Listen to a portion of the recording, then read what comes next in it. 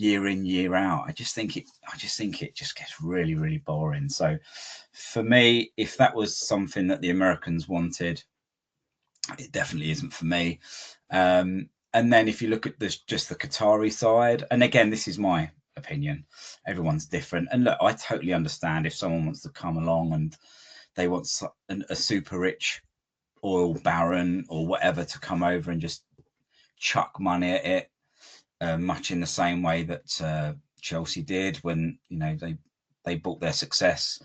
I get it.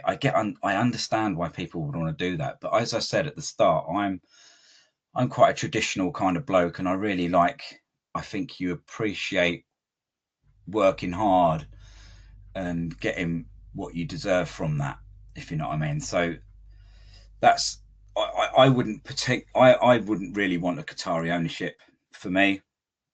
I mean, if you look at West Ham at the moment, I think the ownership's worth about £16 billion or something like that.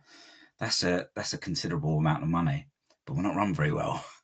So you look at and I've banged on about it before many times, but look at Brighton and Brighton and Brentford, for example, smaller clubs than us in historically for sure.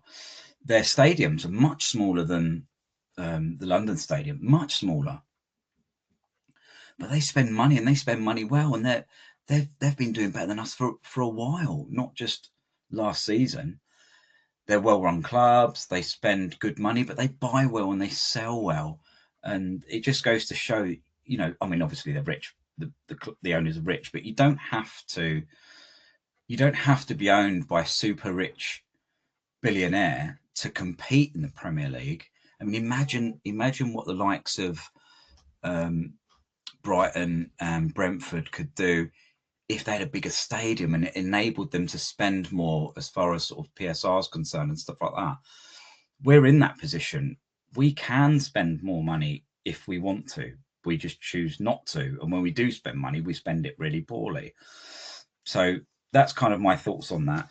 I did a little bit of research because I thought it would be interesting to see where clubs lay